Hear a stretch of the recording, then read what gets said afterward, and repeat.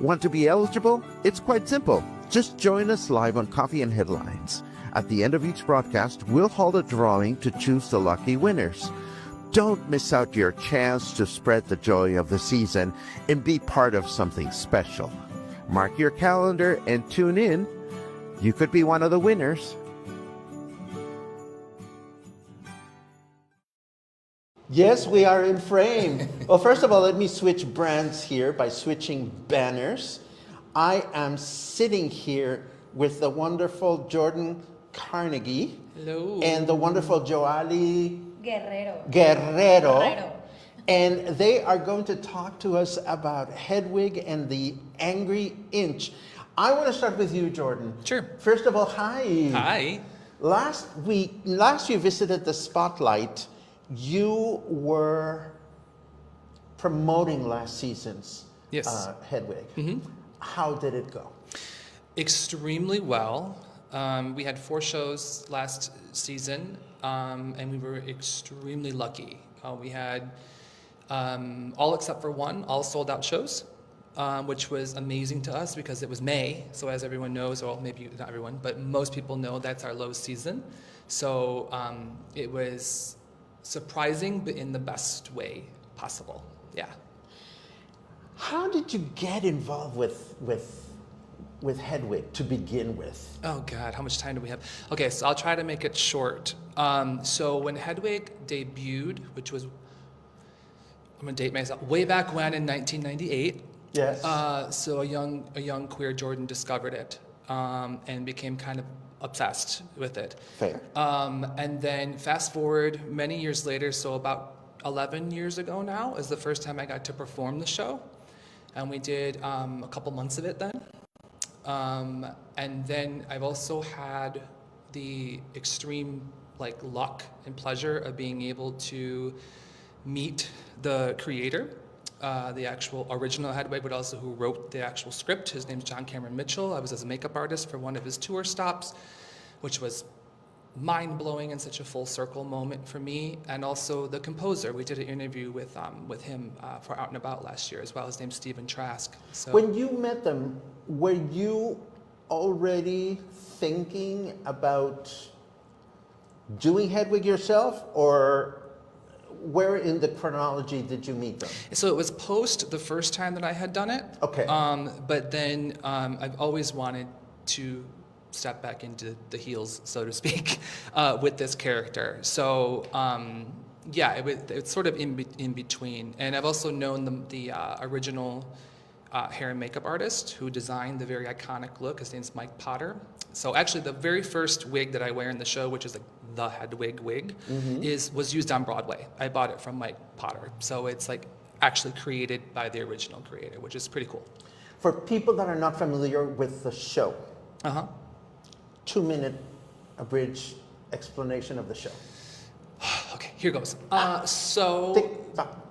right, just exactly. Kidding. Just kidding. So, long story short, it's in the show. That's why it's funny. Fair.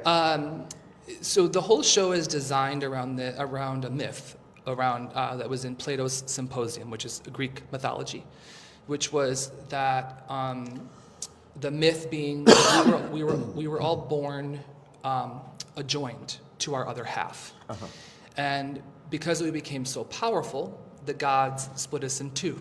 And so therefore, we are all destined to constantly be searching for our other half, that person that completes us, as if there's a hole in us, and as if we have to find that in someone else, which of course is a myth, right? Ultimately, the lesson learned is that we are all whole within one's self. We don't need to seek that in external validation from other people, from other circumstances, from friends, family, whatever. It all comes from inside. So that's the overall theme of the show. On the surface, it is a story about a person who was born male, genetically male, in communist Germany, and who was coerced and convinced by someone that I can take you out of this horrible life, but you have to have a gender reassignment surgery because I can't marry you. The government will not allow two men.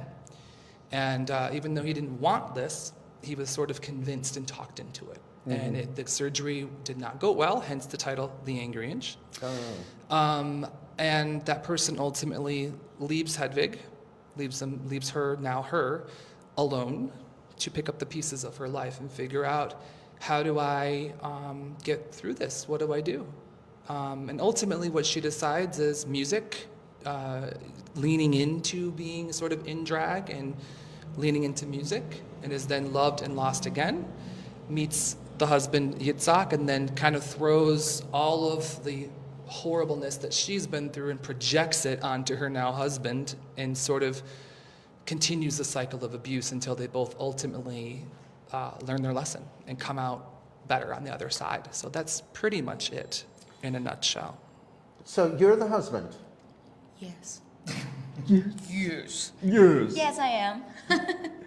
Yoalli, you play a boy. Yeah, I play a boy for the first time. Well, I've been playing a boy since I was a child, but I'm a girl. Happens to the best of us. Yes. I've been playing a girl since I was a child too, but that's a different story. Tell me how you two are connected. Well, I started in this business as a singer. Yes. So I've been singing for 3 years, rock bands. Are you from Puerto Vallarta? I'm born and raised in Puerto Vallarta. Pata Yes. Salada. It's Tapa. Yeah. From Iztapa. So I was performing, and then Jordon and his husband Richard, they were looking at the show, and they reached me after that, and they told me, "Oh, we love your performance. I think you'll be amazing for a show." I was like, "I've never done a show. I mean, I did theater when I was in high school, but that was my first and last time I was doing theater."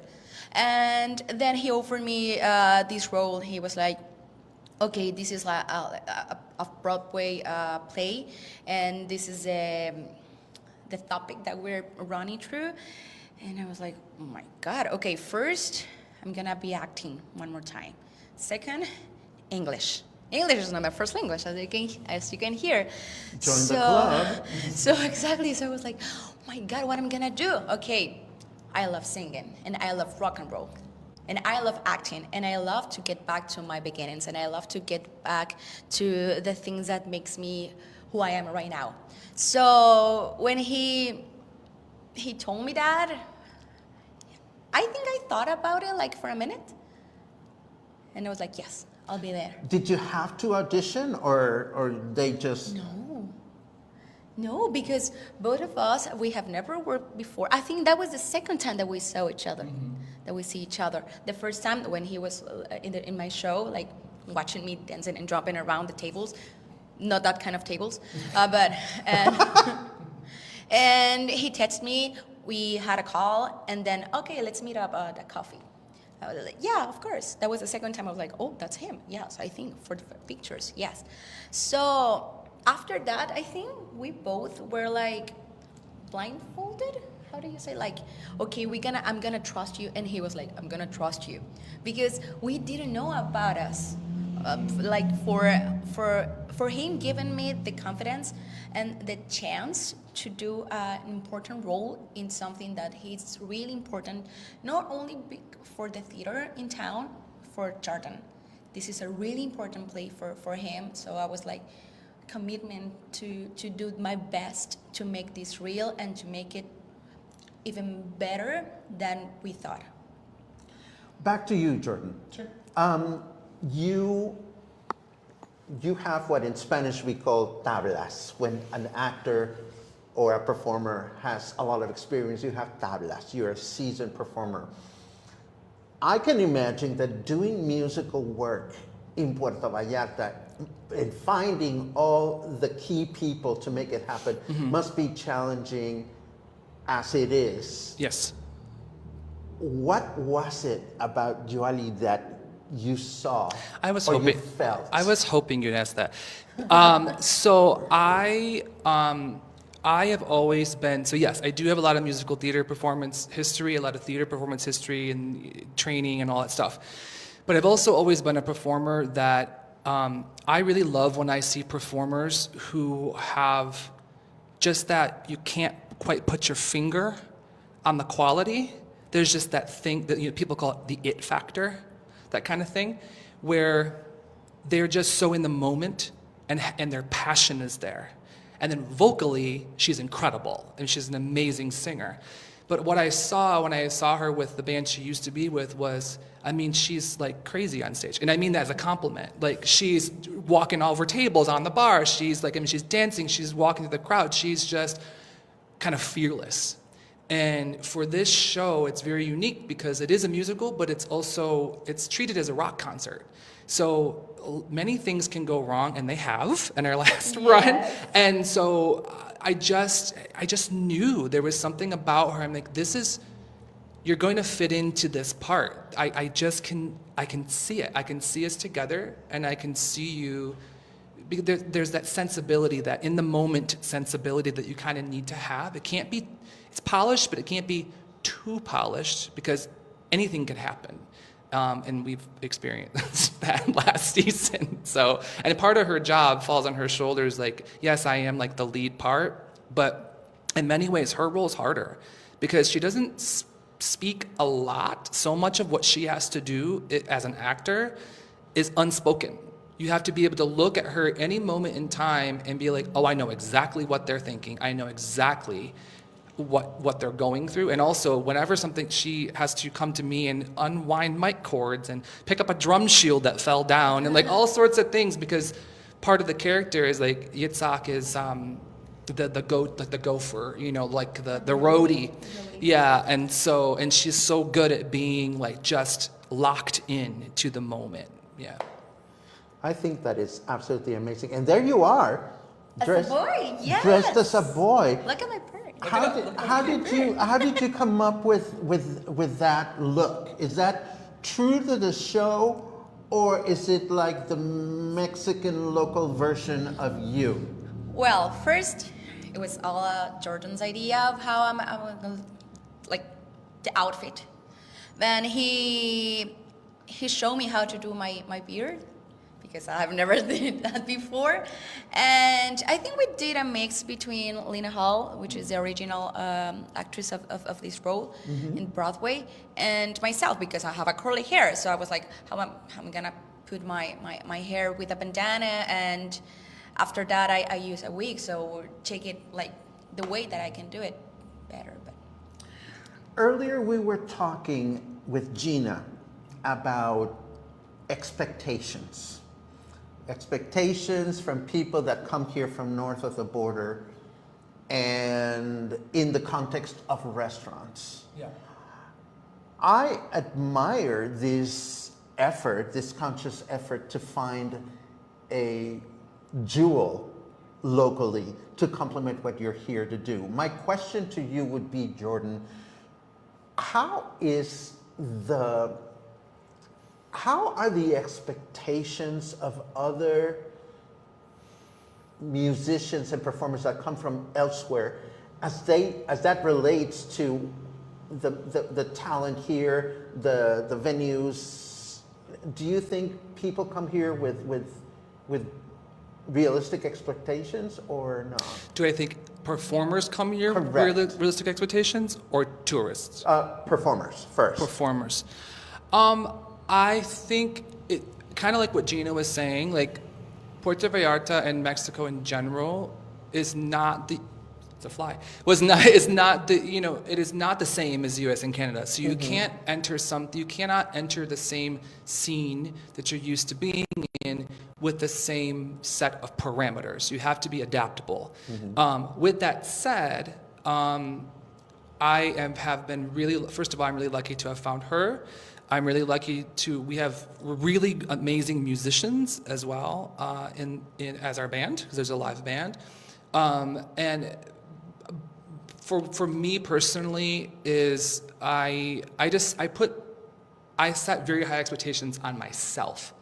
And so I know the work I've put in and what sort of how hard I am on myself. Not that I'm hard on her or the band, but we all just kind of had this agreement, like we just all treat it as like we just want to be as good as we possibly can be.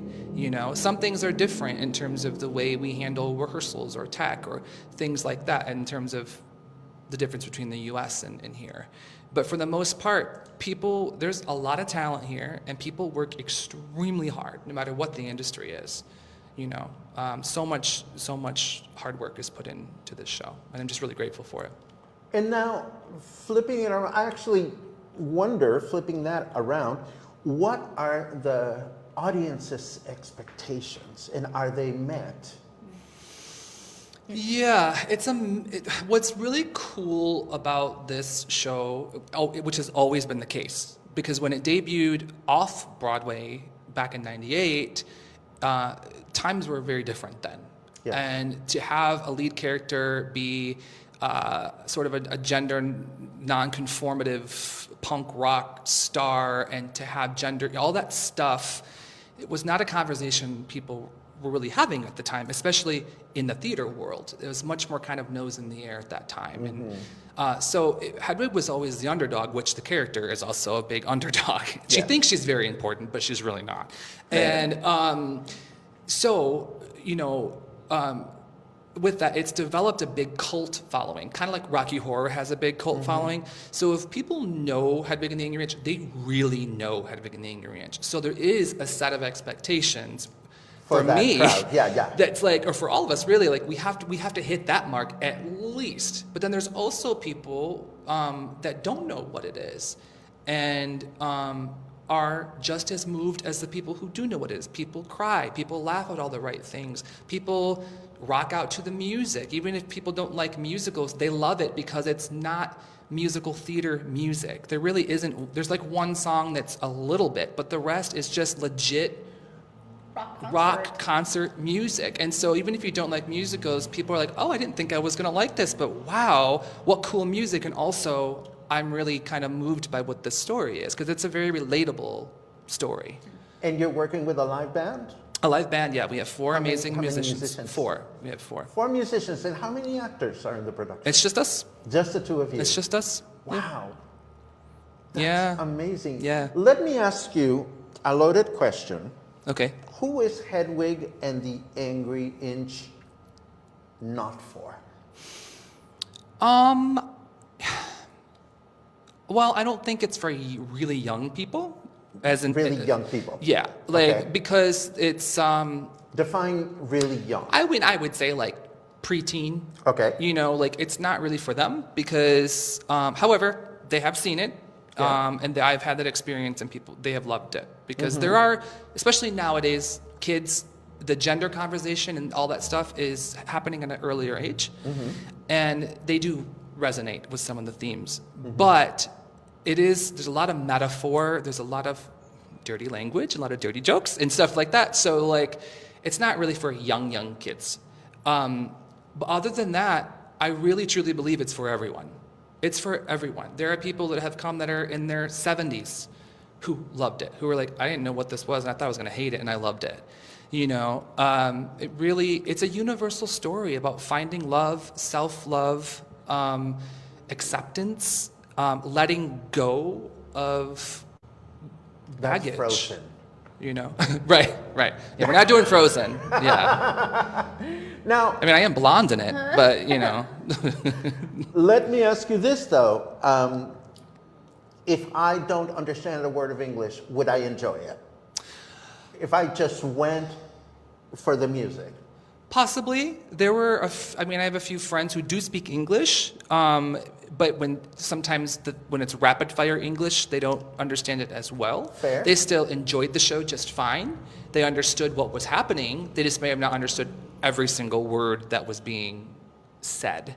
Also, I have a German accent during it, so if you don't speak, even if English is your second language, and it's already a little difficult to hear it kind of rapidly spoken, but then you throw a German accent on top of it, it makes it a little bit more difficult. Would watching the movie first help? I think so. I think so. The movie is very close to the live show. Of course, it's adapted for film. So, like in the show, Hedwig explains everything via monologue, where she is in flashback, basically. But in the film, of course, you get to see all these locations. You get to see the other characters and all that. So it's a little different, but the actual story and the arc of the story is exactly the same. Yeah. When does the production start, and how long is it going to play? We start on January 5th. So it's Sunday at 9 p.m. And then we are on every Sunday at 9 p.m. Until May. Wow. Yeah. Plenty of opportunities to watch this. Yes. This is absolutely wonderful. What are we forgetting to talk about? I don't know. Yoalli, do you have anything else you want to talk about? What about like how do you feel about being a man on stage? Also, her character is not only a man, but it's a man who used to be a drag queen. So she ends up being in drag at the end of the show. So she has two transformations that you get to see her go through during the show. Do you have anything else you want to say? Well, I don't know. There's a lot of comments of people that have seen the show We'll before. get to the comments in a second. And for those who haven't seen the show, you know, as a local girl, as a girl that has never had the chance to see a Broadway, you know, a proper Broadway in New York or something else, this is the way that you can be closer to this kind of art. Because again, we don't have this in Puerto Vallarta since 10 years ago or something like that. So we are really grateful as local people that people from USA or Canada bring this kind of art to us. And again, mixing the Mexican style with the forces from USA or Canada, that's amazing because you're gonna get something unique, something that you're not gonna get there because we have the Latin. Even if we were speaking English, you have the Latin sense right there. Yeah, we actually added, because one of the fun things about the show is obviously you can't rewrite too much because it's a musical, published work, but the author does encourage, Hedwig is supposed to be exactly where she is. So you are at the Palm, you are watching the show, it's happening in real time right now. So there are pieces of the script, that you are allowed to rewrite to reference where she is, so local jokes. But also, we adapted kind of Yitzhak's backstory. Originally, the character is Eastern European. So we've adapted it so he is Latino, but also Eastern, so like a rare breed of, you know, like a Jewish Latino man. And there's lots of jokes we work in. Last year we did a whole bit where Hedwig was trying to speak horrible Spanish and failed miserably and was unapologetic for it the entire time. So we try to reference like little funny references in Puerto Vallarta to make it unique to our production. Yeah. That's wonderful. Let's take a look at some comments. Yes, let's do it. And it. if anybody has any specific questions for these amazing performers, you know what to do. I'm going to rewind the tape a little bit just to see what we're looking about. Gina.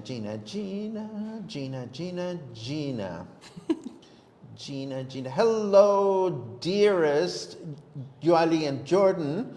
We will be there opening night. Last May, the show was beyond fabulous, says Pamela Shepard. Oh, hi, Pam. Another thespian. Thank you for coming to opening. We'll see you then. I love it. Pat Reese, a good friend of mine, says this performance of Hedwig is amazing. Thank you. There you go. She adds it's a deeply interesting story. Albert says, didn't make it before, definitely this year. I'm so glad that you're going to be playing for such a long time. Yes, we are too. And let's see, Betsy says, when I saw it in May, I was very impressed by the way you inserted Mexico in place of New York City. Mm-hmm. Well, how interesting that the playwright will foresee situations like that and will build a certain sensibility into the book and possibly even the lyrics of a show. Yeah, it's right in actually the author's note at the beginning of the script saying that those specific spots are encouraged. Like, please change them, because otherwise it doesn't make sense. If you're making jokes about someone somewhere that maybe the audience has never been to before, it wouldn't make any sense.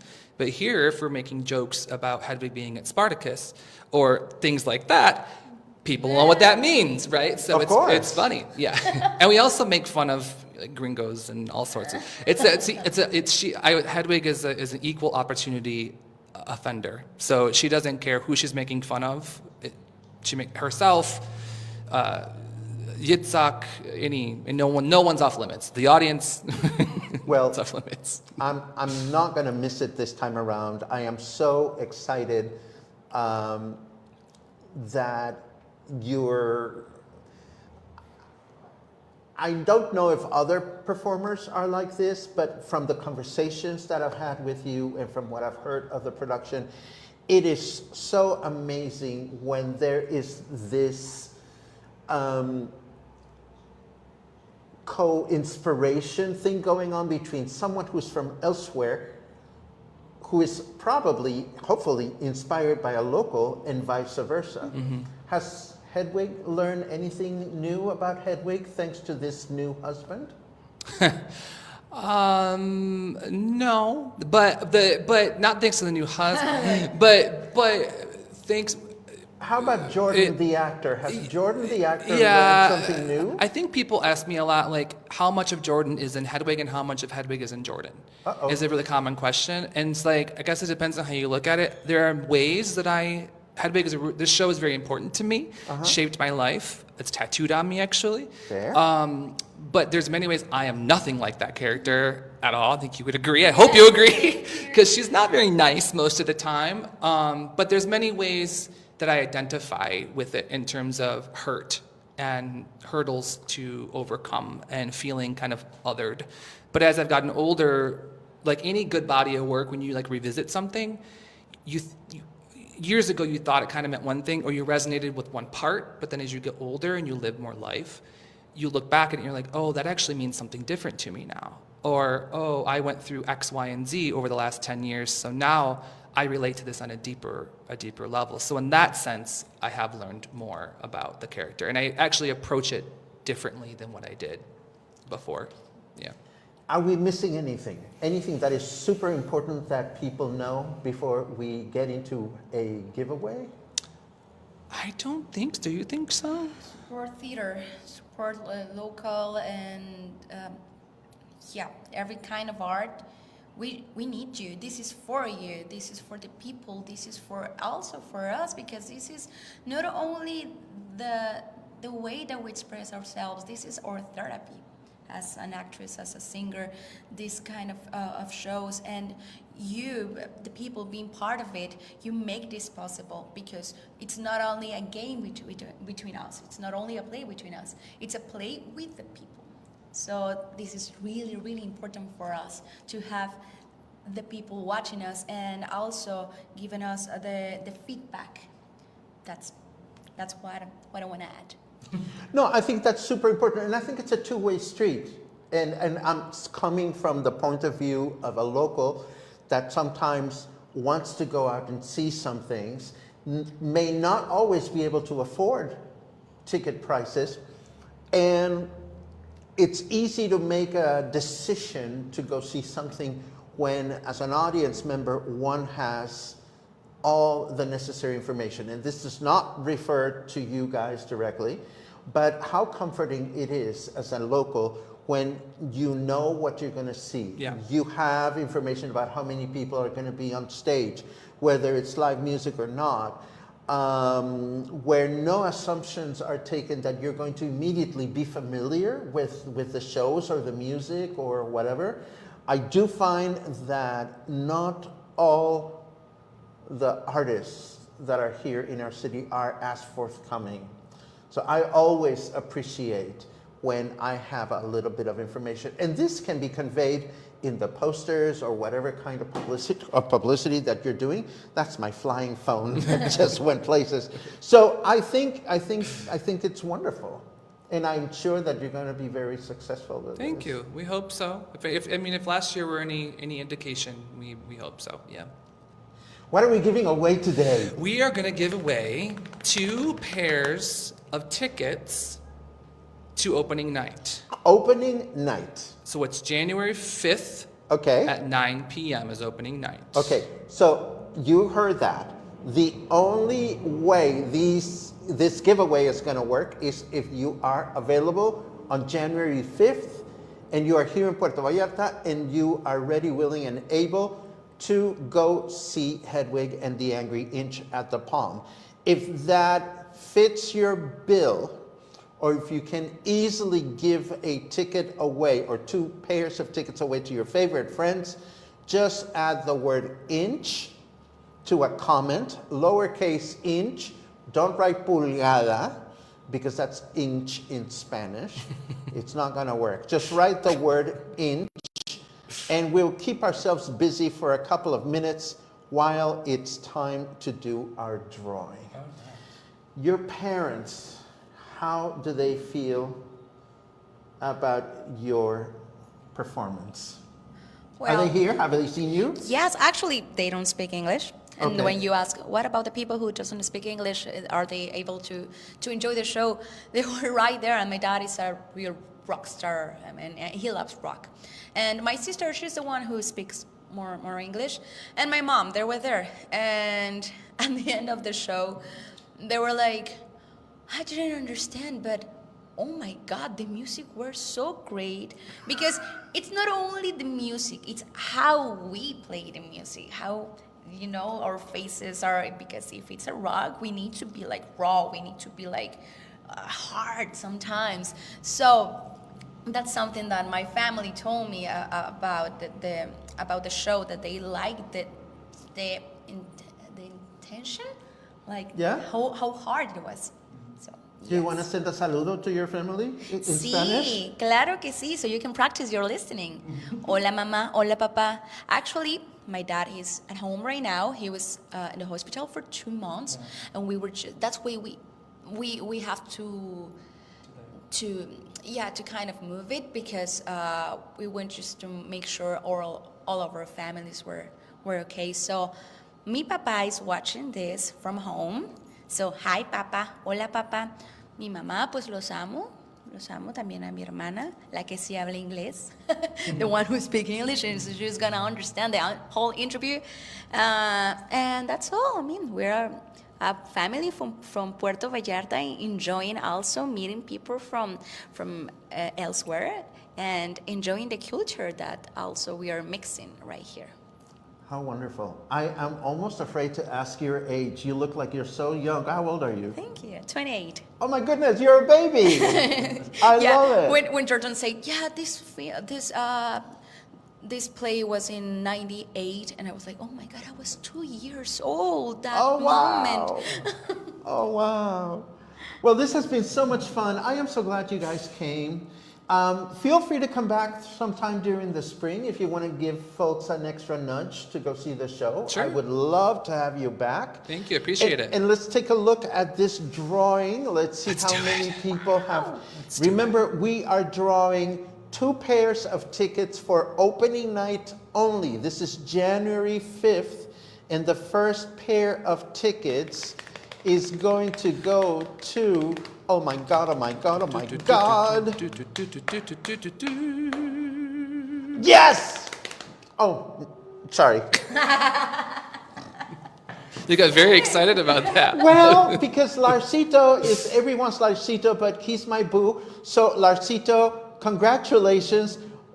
You don't need a date in case you want to bring me. If you want to bring somebody else, you can bring somebody else. I will still love you forever. But it's so funny. Lars, who is my boo, had just landed on Mexico City earlier, and he said to me, I am really interested in Hedwig, so I am going to tune into the show. So I'm selfish. Cool. And there you go, Lars. If you don't bring me as your date. No, he's not. Brian says Lars is taking me. Shut. No. Don't.